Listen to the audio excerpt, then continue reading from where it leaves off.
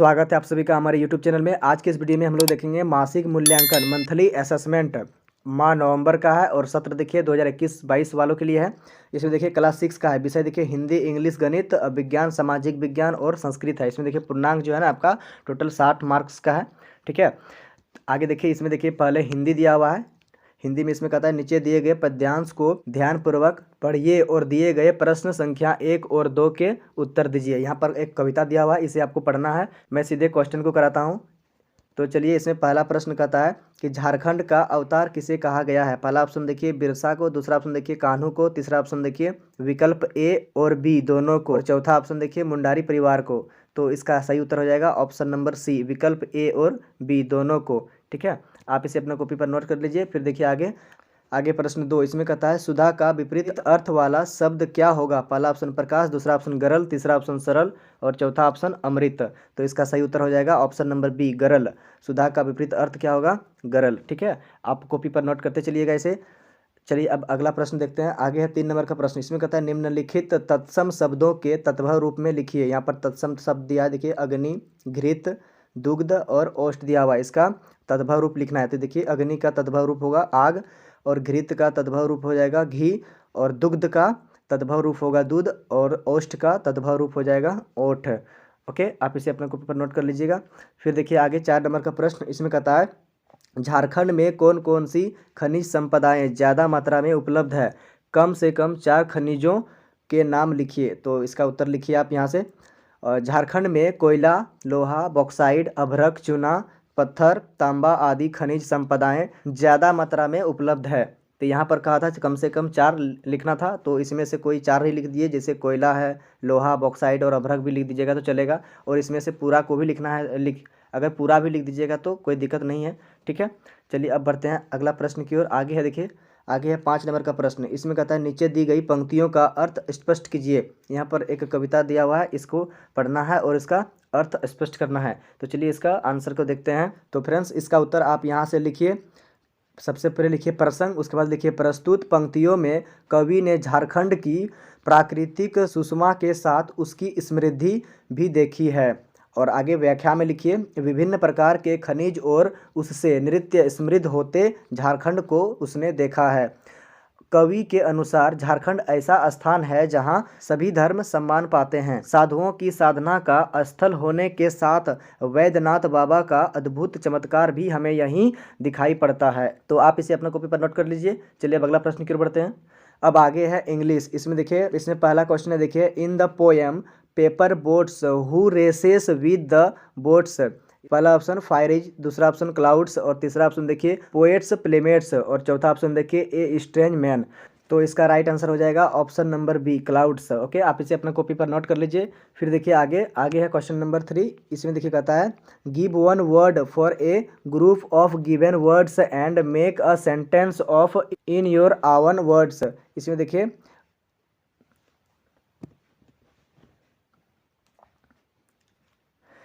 इसमें ए नंबर में कहता है one who is all powerful.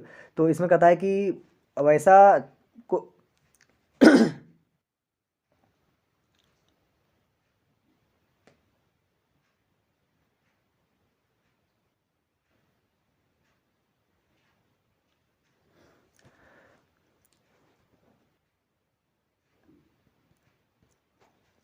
इसमें ए नंबर में देखिए कहता है one who is all powerful. इसमें कहता है जो सर्वशक्तिमान होते हैं वो क्या है। तो उसे हम लोग क्या कहेंगे, ओमनीपोटेंट। ओके, जिसे हम लोग सर्वशक्तिमान भी कह सकते हैं। ठीक है, और आगे देखिए इसका एक सेंटेंस बनाना था। देखिए बी नंबर में कहता है एक सेंटेंस बनाइए इसमें।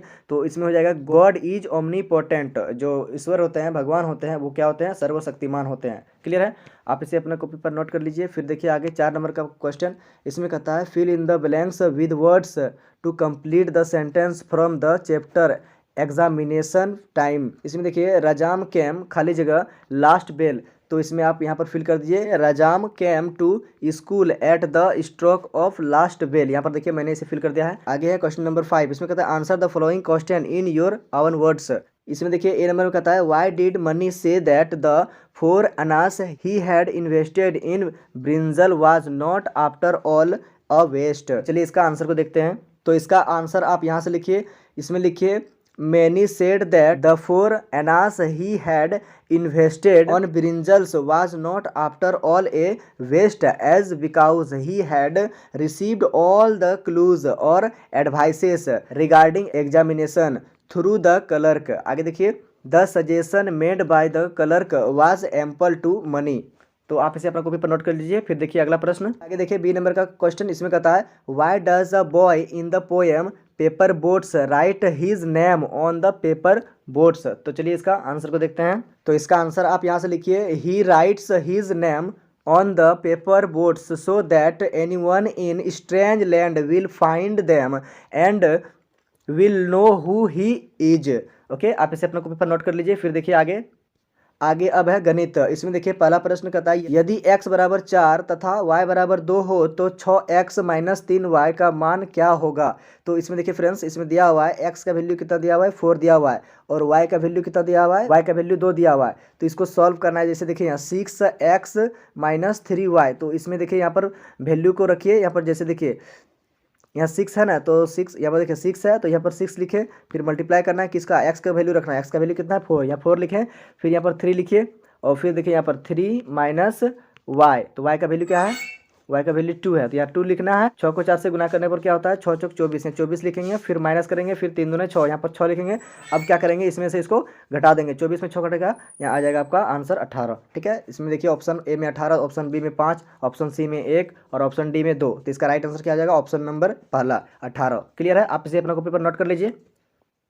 अब आगे है 2 नंबर का प्रश्न। इसमें कहता है समीकरण 12 माइनस वाई बराबर 5 का हल होगा। तो इसमें देखिए 12 माइनस 5 का हल, इसको सॉल्यूशन करना है। देखिए कैसे, तो चलिए y का वैल्यू निकालते हैं। तो लिखिए 12 माइनस वाई बराबर 5, तो यहाँ पर देखिए y हो जाएगा y बराबर 5, और इधर देखिए 12 प्लस में था, उस साइड जाके राइट साइड चल गया तो क्या हो गया -12। और यहाँ पर देखिए y जो है ना, y के पहले माइनस था तो यहाँ पर भी माइनस।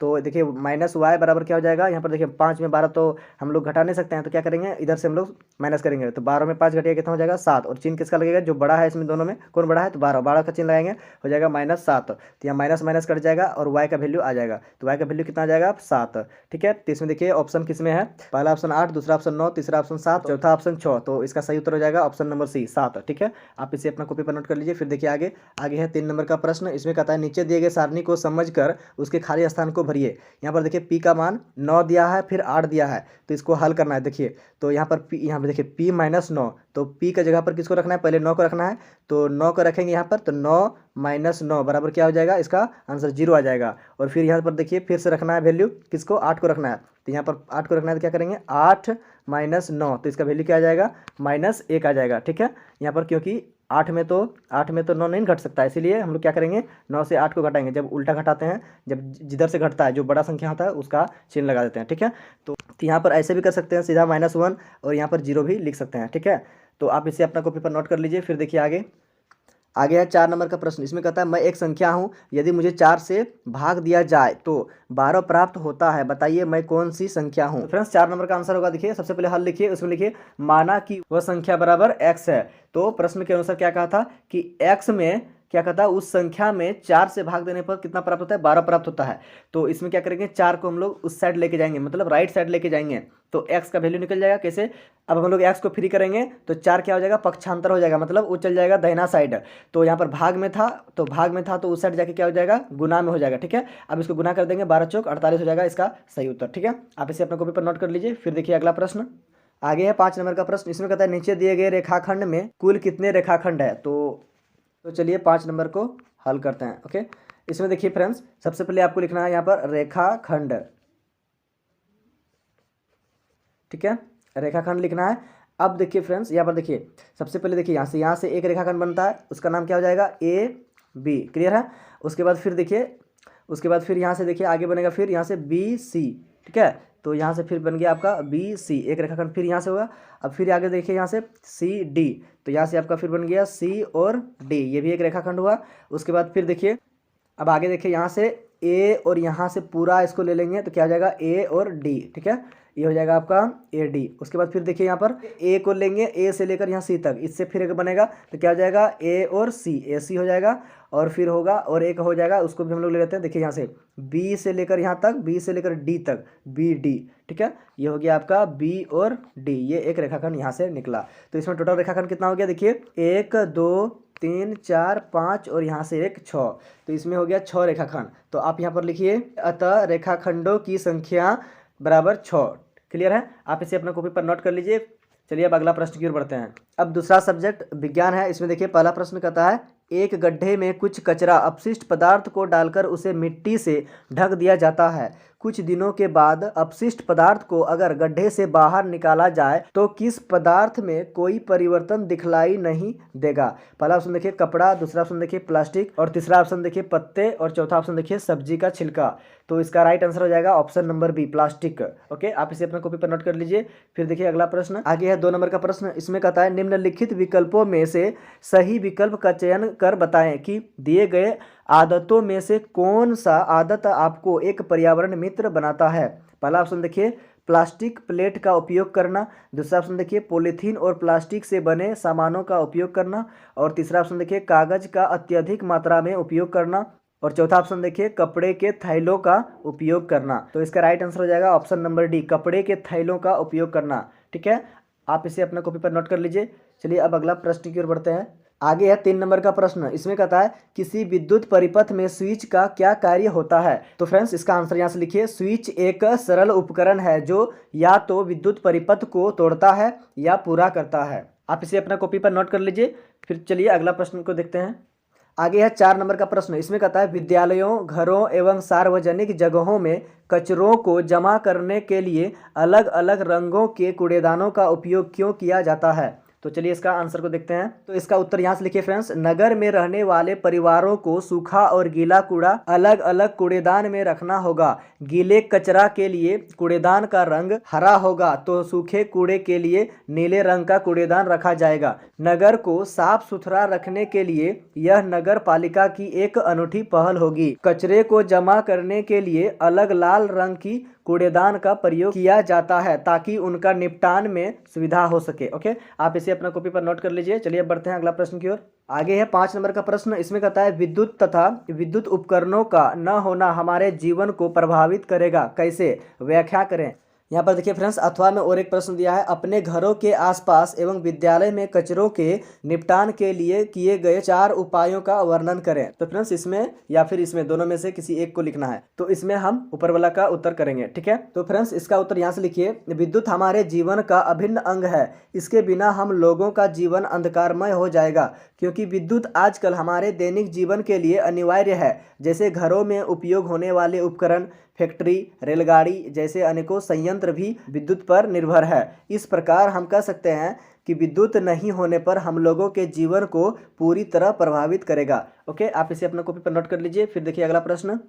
तो फ्रेंड्स अब आगे है दूसरा सब्जेक्ट सामाजिक विज्ञान। इसमें देखिए पहला प्रश्न कहता है निम्नलिखित में किनकी शिक्षा पूर्णतया नैतिकता पर आधारित थी एवं जिसका उद्देश्य आत्मा की पूर्णता थी। पहला ऑप्शन देखिए महात्मा बुद्ध, दूसरा ऑप्शन देखिए महावीर, तीसरा ऑप्शन देखिए प्रसेनजीत, और चौथा ऑप्शन देखिए पार्श्वनाथ। तो इसका राइट आंसर हो जाएगा ऑप्शन नंबर पहला, महात्मा बुद्ध का। ठीक है, चलिए अब अगला प्रश्न की ओर बढ़ते हैं। आप इसे अपने कॉपी पर नोट कर लीजिएगा। आगे है 2 नंबर का प्रश्न। इसमें कहता है पृथ्वी का कौन सा भाग मानव के रहने के लिए भूमि एवं पेड़ पौधों के उगने और बढ़ने के लिए मृदा प्रदान करता है। पहला ऑप्शन देखिए स्थल मंडल, दूसरा ऑप्शन देखिए जलमंडल, तीसरा ऑप्शन देखिए वायुमंडल, और चौथा ऑप्शन देखिए जीवमंडल। तो इसका राइट आंसर क्या हो जाएगा, ऑप्शन नंबर पहला, स्थल मंडल। ओके, आप इसे अपने कॉपी पर नोट कर लीजिए। फिर देखिए अगला प्रश्न आगे है 3 नंबर का प्रश्न। इसमें कहता है जिन क्षेत्रों में नागरिक सुविधाओं का विकास हुआ है वहाँ अनेक कुरीतियाँ एवं अंधविश्वास खत्म हो गए हैं। यह कौन सी नागरिक सुविधाएं हैं। पहला ऑप्शन देखिए शिक्षा, दूसरा ऑप्शन देखिए स्वास्थ्य, तीसरा ऑप्शन देखिए परिवहन, और चौथा ऑप्शन देखिए इनमें से सभी। तो इसका राइट आंसर हो जाएगा ऑप्शन नंबर पहला, शिक्षा। ओके, चलिए फिर बढ़ते हैं अगला प्रश्न की ओर। आगे है 4 नंबर का प्रश्न, इसमें कहता है नुक्कड़ नाटक और समाचार पत्रों द्वारा किसी भी सामाजिक बुराइयों को जड़ से मिटाने का प्रयास किया जा सकता है, उदाहरण सहित बताएं। तो चलिए इसका आंसर को देखते हैं। फ्रेंड्स इसका उत्तर यहाँ से लिखिए, नुक्कड़ नाटक और समाचार पत्र के माध्यम से किसी भी सामाजिक बुराई को जड़ से मिटाया जा सकता है। नुक्कड़ नाटक और समाचार पत्र के माध्यम से सरकार की योजना लोगों तक पहुँचाती है तथा नाटक के माध्यम से यह बताने का प्रयास किया जाता है कि बाल विवाह, दहेज प्रथा, छुआछूत, ऊंच नीच भेदभाव सभी समाज की कुरीतियां हैं, इसे दूर करनी चाहिए। यहाँ करनी छूट गया था, नीचे लिख दिए हैं। ठीक है, आगे है 5 नंबर का प्रश्न, इसमें कहता है जीवमंडल में जीवन पाया जाता है क्यों। तो चलिए इसका उत्तर को देखते हैं। तो फ्रेंड्स इसका उत्तर यहाँ से लिखिए, जीवमंडल जिसे हम लोग बायोस्फीयर भी कहते हैं। ओके, तो जीवमंडल एक जीवनदायी अथवा जीवन पोषक परत होती है जो पृथ्वी के चारों ओर व्याप्त रहती है। दूसरे शब्दों में हम कह सकते हैं कि जीवमंडल सामान्य रूप में पृथ्वी की सतह के चारों तरफ व्याप्त एक आवरण है। इसके अंतर्गत पौधों और जंतुओं का जीवन बिना किसी रक्षक के साधन के संभव होता है।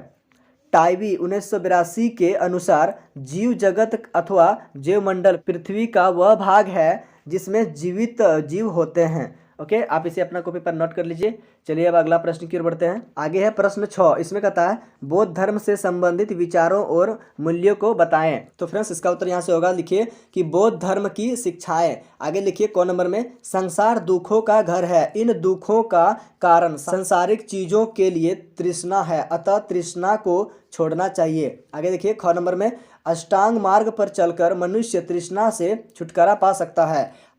चलिए अब आगे देखते हैं अष्टांग मार्ग के सिद्धांत। तो यहाँ देखिए पहला नंबर देखिए शुद्ध दृष्टि, दूसरा नंबर देखिए शुद्ध विचार, तीसरा नंबर देखिए शुद्ध संकल्प, और चौथा नंबर देखिए युद्ध प्रयत्न, और पांचवा नंबर देखिए शुद्ध आचरण, और छठा नंबर देखिए शुद्ध जीविका, और सातवां नंबर देखिए शुद्ध स्मृति। आगे 8 नंबर में देखिए शुद्ध वचन। आगे ग नंबर में देखिए अहिंसा का पालन करना चाहिए। घ नंबर में देखिए धार्मिक यज्ञ अनुष्ठानों में पशुओं की हत्या करना वर्जित है। अंग नंबर में जाति पाति तथा ऊंच नीच में भेदभाव नहीं करना चाहिए। आगे देखिए 4 नंबर में मनुष्य का सबसे बड़ा उद्देश्य निर्वाण प्राप्त करना है, इसे प्राप्त करने के लिए मनुष्य को सदाचारी बनना चाहिए। तो आप इसे अपना कॉपी पर नोट कर लीजिए। तो फ्रेंड्स आगे देखिए, आगे दूसरा सब्जेक्ट है संस्कृत।